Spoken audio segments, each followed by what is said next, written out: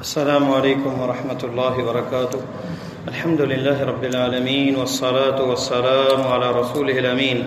اما بعد فاعوذ باللہ السمیع العلیم من الشیطان الرجیم.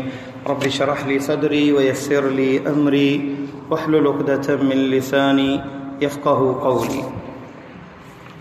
معزز سامعین، اللہ پر توکل، اعتماد اور بھروسہ یہ ایمان کی سب سے اعلیٰ اور سب سے عرفہ مرتبہ ہے، اور ہمارے بہت سے عقائد اور بہت سے معاملات میں اللہ پر توکل اور بھروسہ اور اعتماد اس کی ہمیں ضرورت ہے.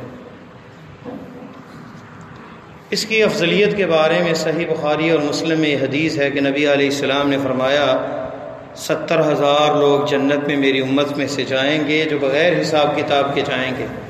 ان کی جو صفات ذکر کی کہ وہ دم نہیں کروائیں گے، آگ سے علاج نہیں کروائیں گے، بدشگونی نہیں کریں گے، اور فرمایا وَعَلَىٰ رَبِّهِمْ يَتَوَكَّلُونَ، وہ اپنے رب پہ بھروسہ کریں گے.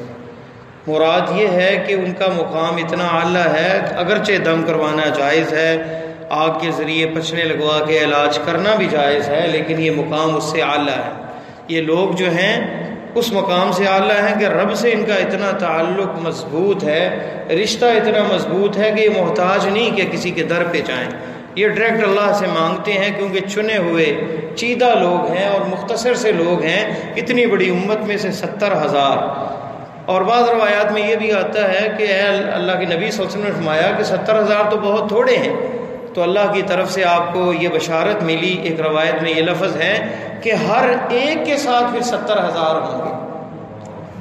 70,000 کو 70,000 سے ملٹی پلائی کریں تو کتنے تعداد بن جاتی ہے. تو یہ یہاں پہ آپ نے فرمایا وَعَلَىٰ رَبِّهِمْ يَتَوَكَّلُونَ، یہ اپنے رب پہ بھروسہ کرتے ہوں گے. رب پر توکل اور بھروسہ یہ اللہ تعالیٰ نے ہمیں قرآن میں بھی حکم دیا ہے وَعَلَى اللَّهِ فَتَوَكَّلُوا إِن كُنتُم مُؤْمِنِينَ، اگر تم مومن ہو تو اللہ پہ بھروسہ رکھو. ہم اپنی احتیاطات اور ساری چیزیں مستقبل کو اپنے پرامن رکھنے کے لیے، مستقبل کے اندیشوں کو دور کرنے کے لیے انشورنس اور پتہ نہیں کیا کچھ پلاننگ کرتے ہیں. ایمان اس کے برعکس اللہ پر اعتماد اور بھروسے کا نام ہے.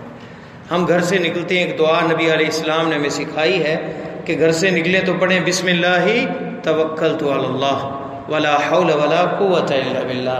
بندہ گھر سے نکلتا ہے رزق کی تلاش میں، گھر سے نکلتا ہے نوکری پہ، گھر سے نکلتا ہے اپنی تجارت کے لیے، گھر سے نکلتا ہے کسی بھی مہم کے لیے، تو اعتماد اس کا اللہ کی ذات پہ ہونا چاہیے. توکلت علی اللہ ولا حول ولا قوت الا باللہ.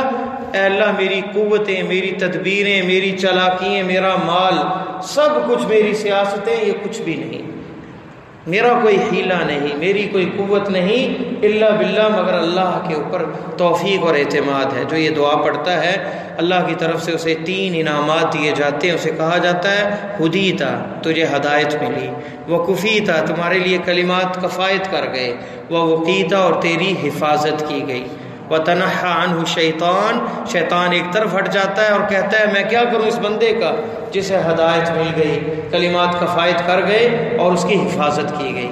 اور جس کی حفاظت اللہ اپنے ذمے لے لے تو یہ ڈینگی، یہ کرونا وائرس اور یہ بیماری، یہ زہریلے جانور، حوادث زمان و مکان، ہر چیز سے بندہ اللہ کی حفاظت میں آ جاتا ہے.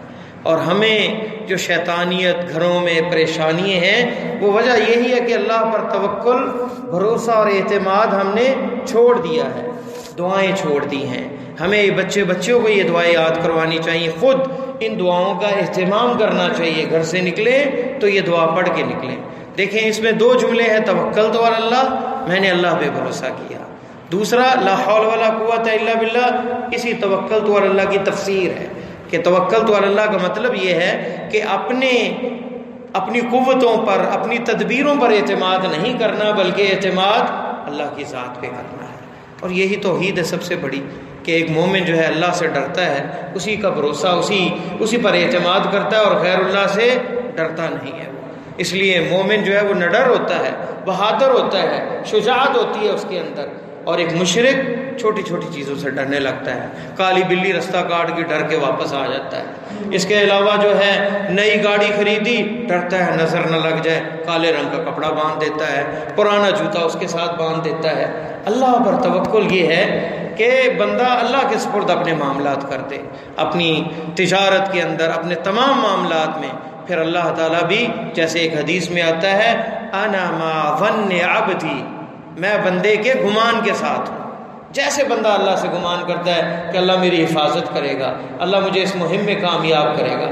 آخری حدیث کے ساتھ بات ختم کرتا ہوں. مسند بزار میں یہ روایت عمر بن الخطاب رضی اللہ تعالیٰ عنہ سے ہے کہ نبی علیہ السلام نے فرمایا لو توکلتم علی اللہ حق التوکل لرزقکم کما یرزق الطیر یغدو خماسا ویروح بطانا. تم اللہ پر بھروسہ کرنے لگ جاؤ جیسے حق ہے توکل کا، تمہیں ایسے رزق دے جیسے پرندوں کو دیتا ہے. خالی پیٹ جو ہے نکلتے ہیں اور پیٹ بھرے ہوتے ہیں، اپنے گھونسلوں کی طرف وہ لوٹتے ہیں. اللہ سے دعا ہے کہ اللہ مجھے اور آپ کو قرآن و سنت پر عمل کرنے کی توفیق عطا فرمائے، اور اللہ پر بھروسہ اور اعتماد ہمارا مضبوط کرے کہ ہم اپنے تمام جملہ امور کے اندر اللہ کی ذات پر بھروسہ کریں، اسی پر اعتماد کریں، اسی سے محبت کریں، اسی سے ڈریں، اسی سے امید رکھیں، اور ہمارا خاتمہ بھی اللہ ایمان پہ فرمائے. سبحانک اللہم و بحمدک اشہد ان لا الہ الا انت استغفرک و اتوب الیک.